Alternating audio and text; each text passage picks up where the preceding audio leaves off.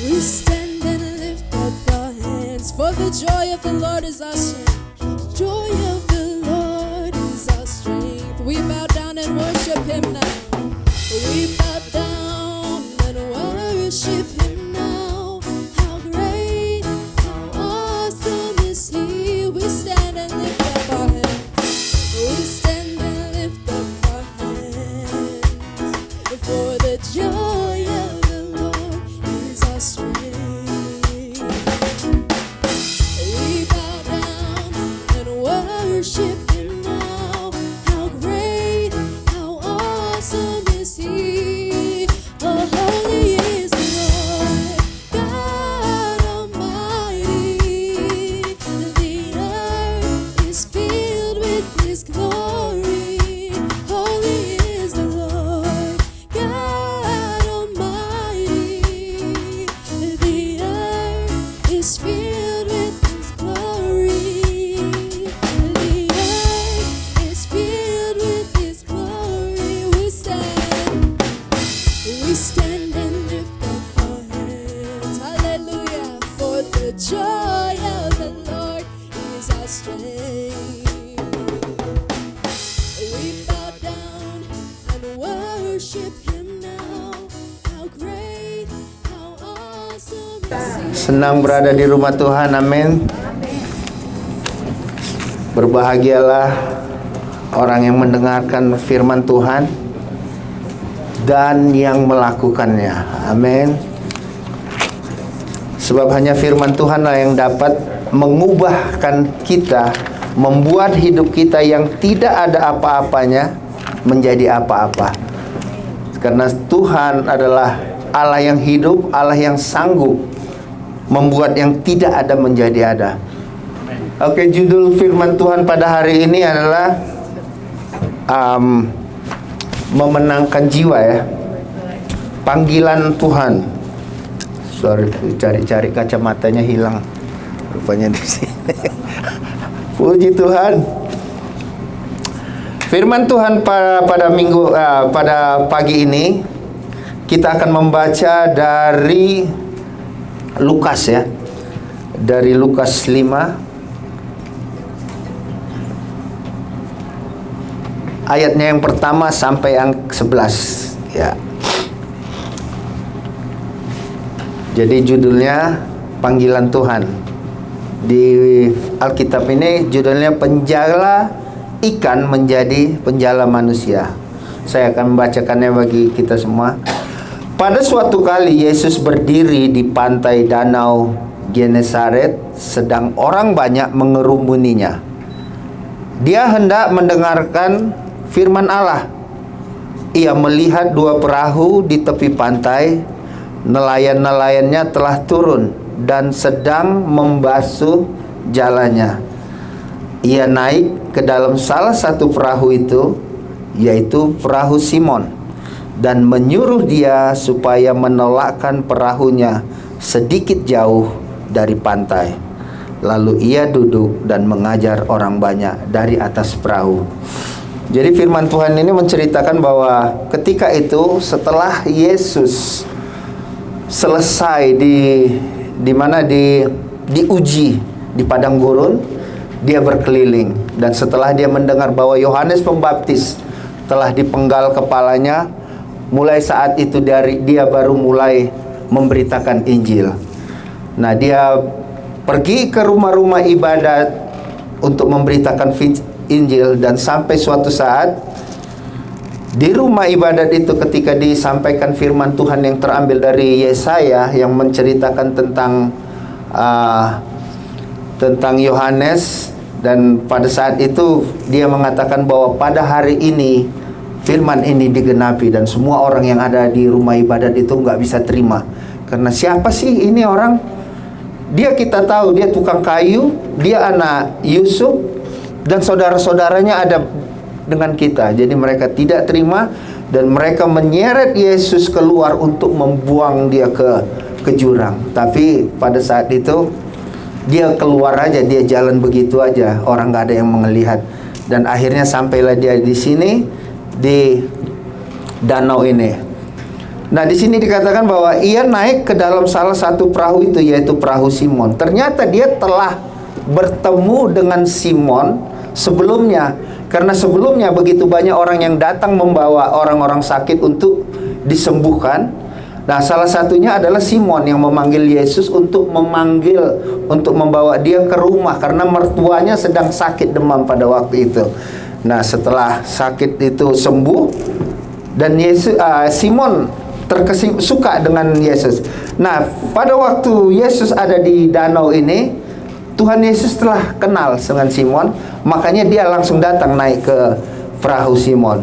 Setelah ia naik ke salah satu perahu itu, yaitu perahu Simon, dan menyuruh dia menolak perahunya sedikit jauh dari pantai. Lalu ia duduk dan mengajar orang banyak dari situ. Setelah selesai berbicara, ia berkata kepada Simon, "Bertolaklah ke tempat yang dalam dan tebarkanlah jalamu untuk menangkap ikan." Saudara, telah sepanjang malam ternyata Simon beserta dengan temannya menjala ikan dan tidak mendapatkan apa-apa.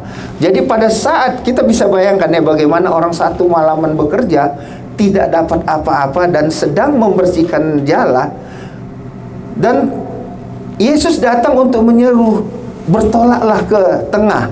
Kemudian dikatakannya di ayat berikutnya, yang kelima, Simon menjawab, "Guru, telah sepanjang malam kami bekerja keras dan kami tidak menangkap apa-apa. Tetapi karena Engkau menyuruhnya, aku akan menebarkan jalannya juga." Saudara, panggilan Tuhan kepada manusia seringkali membuat kita gimana ya? Kadang kita, kalau katakanlah ini tentang Simon.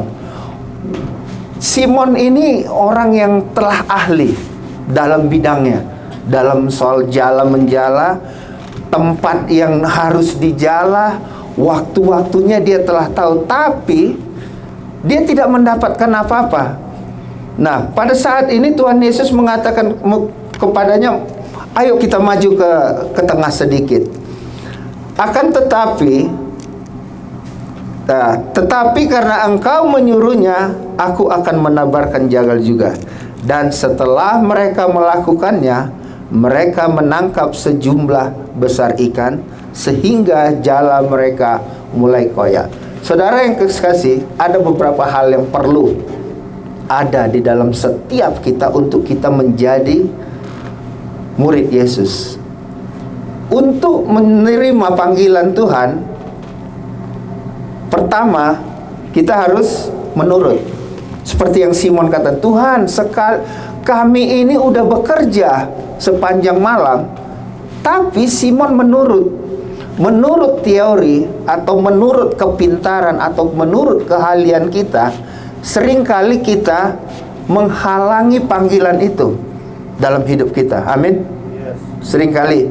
Kenapa? Karena pendidikan. Mungkin karena kita keturunan. Kalau tanjakan ya agak susah ya, tapi karena kita ini keturunan, mungkin ayah kita orang berada, nggak pernah susah, tiba-tiba dipanggil kayaknya gimana gitu ya. Jadi pendidikan, pengetahuan sering kali menghalangi. Hati-hati dengan itu. Bukan kita nggak boleh memiliki pendidikan, bukan kita nggak boleh mengerti, tapi sering kali. Jadi sini Simon menurut. Pertama menurut, syarat untuk obedient, untuk mengikuti Tuhan. Dan kemudian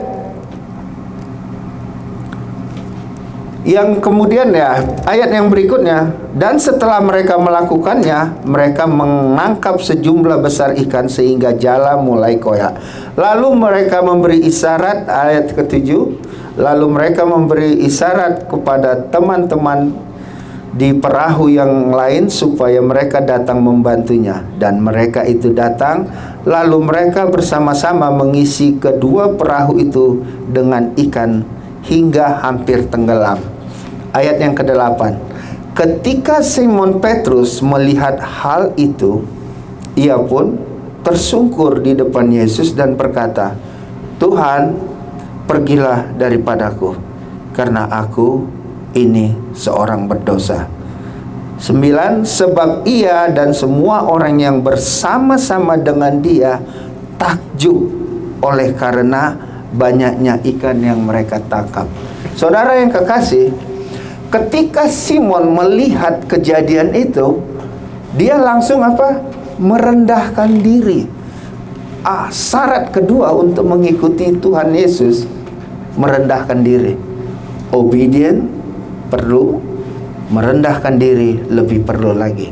Ketika dia menyadari bahwa ilmu yang dia miliki, kepintaran yang dia miliki tidak ada artinya dibandingkan dengan Tuhan Yesus yang menyuruh dia majulah ke depan sedikit, ke tengah sedikit. Dan mereka, mereka takjub oleh karena banyaknya ikan. Saudara yang kekasih, coba kita bayangkan ya, satu malaman orang yang kerjanya itu, yang pintar menangkap ikan, tidak mendapatkan apa-apa. Tetapi ketika Yesus mengatakan, "Pergi ke tengah sedikit dan tebarkanlah jalamu," satu hal yang tidak pernah masuk di akal. Itulah yang membuat Simon takjub dan tersungkur di depan Tuhan Yesus. Seringkali kita juga terjebak dengan kepintaran kita, terjebak dengan kebiasaan kita yang membuat kita lupa bahwa perkataan Tuhan itu lebih berkuasa dari apapun yang ada di muka bumi ini. Amin. Di dalam Yohanes 6 ayat 65 dikatakan, coba kita buka sedikit, bahwa Yohanes 6 ayatnya yang ke-65. Ini perkataan Yesus, "Sebab itu telah kukatakan kepadamu, tidak ada seorang pun dapat datang kepadaku kalau Bapa tidak mengaruniakannya kepadanya." Saudara, banyak orang yang dipanggil, tapi nggak semua yang terpilih. Injil diberitakan di mana-mana, di jalan-jalan, di gereja-gereja atau dimanapun, tapi tidak semua orang yang bisa menjadi murid Yesus. Banyak orang Kristen, ada orang Kristen dari lahir, tapi sampai akhir hidupnya dia tidak mengenal Kristus. Ada juga orang yang begitu ekstrim terhadap Kristus, tetapi menjadi pengikut Kristus. Yesus mengatakan, "Kalau bukan Bapa yang mengaruniakan kepadamu, engkau tidak akan bisa datang." Demikian juga kita. Apakah kita ini menjadi orang-orang yang dikasihi Bapa? Mari kita introspeksi. Sebab pohon yang baik akan berbuah yang baik. Demikian juga dari perjalanan hidup kita akan mengetahui siapa kita dan kemana tujuan kita. Tuhan mengatakan, kalau bukan karena Bapa yang mengaruniakan, kamu tidak akan sanggup, kamu tidak akan sampai kepadaku. Tapi di sini Tuhan Yesus mengenal orang-orang pilihannya. Dan ketika dia melihat Simon, dia udah tahu ini orangnya menurut, rendah hati. Dan kemudian di ayat yang berikutnya, demikian juga Yakobus, ayat yang ke-10, demikian juga Yakobus dan Yohanes, anak-anak Zebedius, yang menjadi teman Simon. Kata Yesus kepada Simon, "Jangan takut. Mulai dari sekarang engkau akan menjala manusia." Saudara yang kekasih, Tuhan mengenal siapa yang Dia kasihi. Tuhan mengenal murid-muridnya.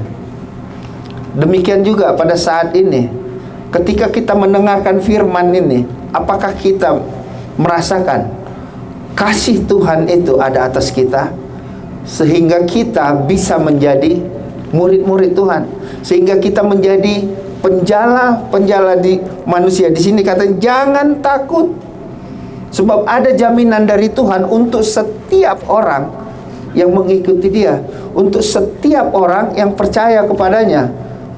Tuhan Yesus mengatakan, jangan takut. Mulai sekarang engkau akan menjala manusia. Kalau tadinya mereka adalah menjala ikan, orang yang menjala ikan itu pasti jadi mati. Sekarang dia kebalikannya, menjala manusia. Orang yang mati sekarang dijala jadi hidup. Maksudnya rohaninya ya. Ya, jadi terbalik. Itulah kuasa Tuhan. Jangan takut, sebab aku akan menyertai engkau sampai ke ujung-ujung bumi. Itu perintah Tuhan. Jadi ketika Tuhan telah memilih kita, pegang itu, pegang janji Tuhan. Di ayatnya di 2 Petrus 3 ayatnya yang ke-18. Mari kita lihat dikit-dikit supaya kita mengenal lebih jauh lagi. 2 Petrus 3 ayat 18. Demikian firman Tuhan. Tetapi bertumbuhlah dalam kasih karunia dan dalam pengenalan akan Tuhan dan juru selamat kita Yesus Kristus. Baginya kemuliaan sekarang dan sampai selama-lamanya. Amin. Jadi di dalam 2 Petrus dikatakan kita harus bertumbuh di dalam kasih karunia Tuhan. Sebab kalau kita tidak bertumbuh di dalam kasih karunia Tuhan, kita akan kecewa di dalam melayani Tuhan. Sebab ketika kita mengenal siapa Tuhan kita, ketika kita bertumbuh dalam kasih karunia-Nya dan pengenalan akan Tuhan dan juru selamat kita, kita akan diteguhkan, kita akan dikuatkan.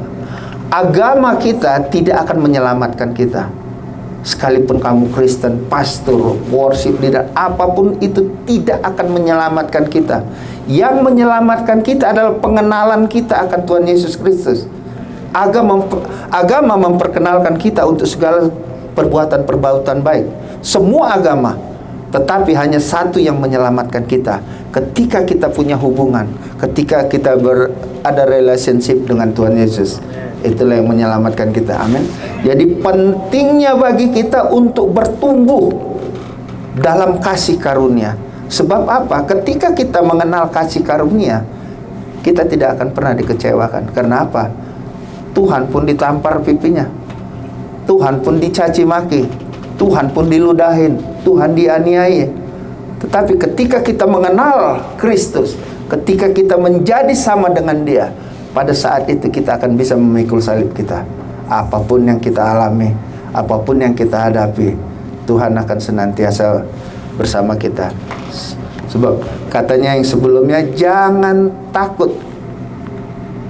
Di firman Tuhan yang lain mengatakan, aku akan menyertai engkau sampai ke ujung-ujung bumi. Beritakanlah firman Tuhan. Itu firman Tuhan. Jadi demikian juga di dalam Filipi 4 ayatnya yang ini udah sangat populer. Saya percaya kita udah tahu semuanya. Filipi 4 ayatnya yang ke-8. Jadi akhirnya saudara-saudara, semua yang benar, semua yang mulia, semua yang adil, semua yang suci, semua yang manis, semua yang sedap didengar, semua yang disebut kebajikan dan patut dipuji, pikirkanlah semua itu dan lakukanlah semua itu. Sebagai seorang hamba Tuhan, sebagai orang yang dipanggil Tuhan, kita semua ini menjadi penjala manusia. Kita mulai dari di mana kita berada, di tempat kerja kita, di tempat dimanapun, di rumah kita, dimanapun, kita menjadi penjala manusia. Sebab perbuatan kita akan bersaksi tentang siapa kita, kepada siapa kita berserah. Kalau kita hidup di dalam Tuhan, pasti Tuhan itu berkarya dalam hidup kita, di dalam perkataan kita, di dalam tindakan kita. semuanya akan mencerminkan Kristus. Itulah sebabnya kita ini bukan hanya jemaat, tetapi pengerja. Kita ini semua dipanggil untuk menjadi penjala manusia. Mulai dari orang-orang yang kita dekati, mulai belajar menginjil. Nggak harus pintar, tapi perbuatan kita, perkataan kita, pekerjaan yang kita lakukan akan membuktikan siapa kita. Dimanapun kita berada, apapun yang kita lakukan, Kristus akan nyata dalam hidup kita. Amin. Ya. Jadi yang dikatakan tadi, jadi saudara-saudara, semua yang benar, lakukan semua yang benar. Kadang-kadang untuk melakukan kebenaran itu nggak enak juga. Kita mau benar, ada orang yang nggak suka. Lu ngapain sih? Udah nggak ada yang tahu, nggak ada yang lihat. Tapi yang di atas ngelihat. Akhirnya kita terbiasa, terikut. Jangan. Pastikan Tuhan ada di dalam kita, sehingga kita bekerja bukan untuk perusahaan, bukan untuk company yang kita kerja, tapi untuk Tuhan. Dengan demikian kita akan sukacita. Sesusah apapun, sesakit apapun pekerjaan yang kita lakukan, kalau kita bekerja dengan Tuhan, pasti kita merasakan sukacita. Amin. Ya. Yang berikutnya dikatakan, semua yang benar, semua yang mulia, semua yang mulia akan terlihat dari perbuatan kita. Kalau kita udah tahu itu salah, ya katakan tidak. Kita harus sanggup mengatakan ya atas iya, tidak atas tidak. Itulah firman Tuhan. Dimanapun kita berada, kita akan tetap berpegang dan memakai kuasa Yesus untuk menolaknya. Semua yang adil, ya, di dalam kita melakukan satu tindakan, tetap kita harus ada keadilan. Dan semua yang suci. Jadi semua yang mulia, semua yang adil, semua yang suci, dan kemudian semua yang manis. Wah, itu sekali jalan ya semua kita lakukan. Kalau kita bisa hidup suci, pasti kita bisa melakukan hidup manis.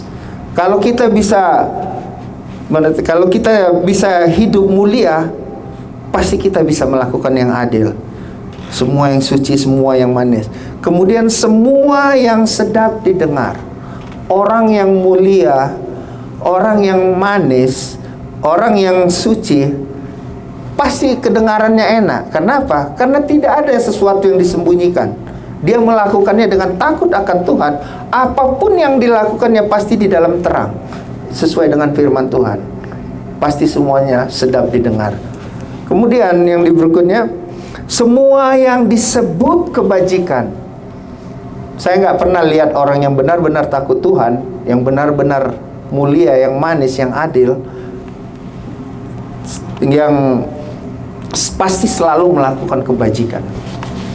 Dan saya melihat beberapa orang, dia melakukan kebajikan bukan mengharapkan imbalan atau mengharapkan ingin dipuji, tidak. Sekalipun nggak kelihatan, tetapi dia tetap melakukan yang kebaikan. Saya melihat itu. Dan saya juga mengalami apa yang dia lakukan terhadap saya, kebaikan di belakang saya gitu. Nah, setelah saya lihat, wah, ternyata orangnya takut akan Tuhan. Jadi dari situ kita bisa melihat dari buah, dari pohonnya. Kemudian dikatakan semua yang sedap didengar, semua yang disebut kebajikan dan patut dipuji. Saudara, semuanya itu akan berjalan sekaligus ya. Orang yang demikian itu pasti bisa dipuji, kebenarannya, kebaikannya, artinya. Dan pikirkanlah semuanya itu sebagai orang yang dipanggil kita, yang Tuhan panggil sebagai muridnya. Kita dipanggil untuk menjadi penjala manusia. Apa yang sedap didengar tadi.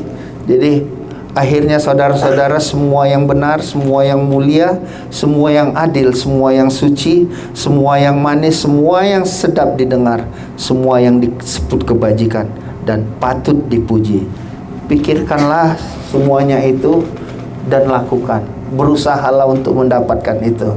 Di dalam Amsal 4 ayat 23 dikatakan, Mari kita lihat di Amsal yang keempat, ini udah populer sekali ya. Bahkan not Philippians, yes, Proverbs 4, ya.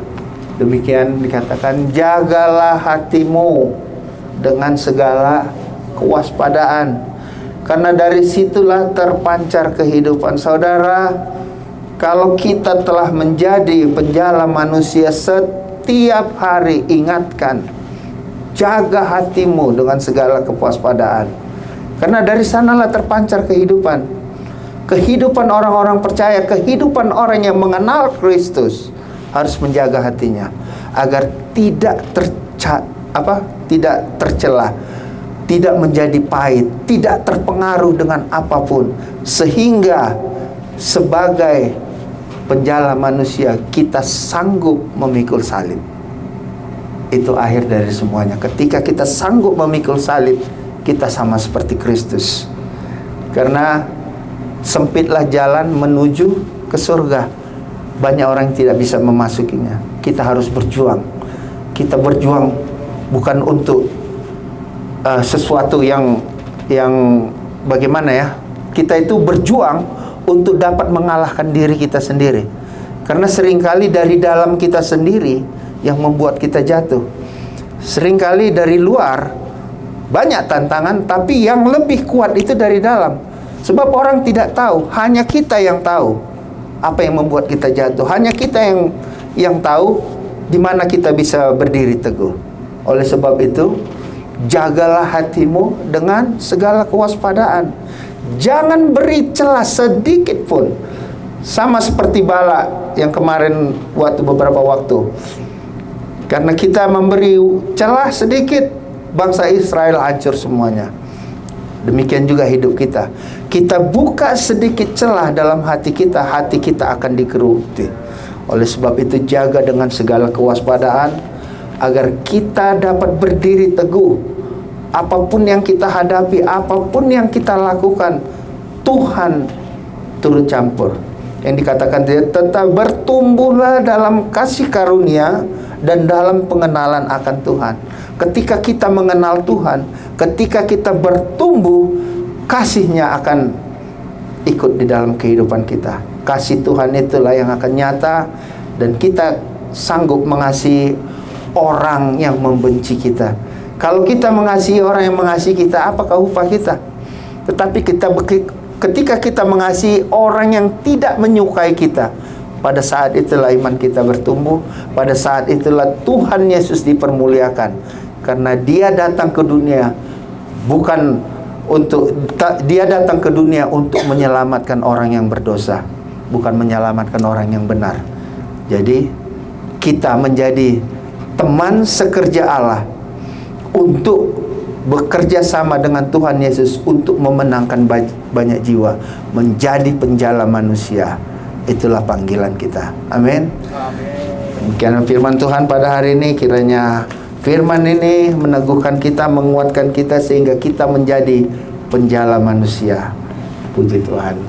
Banyak baik.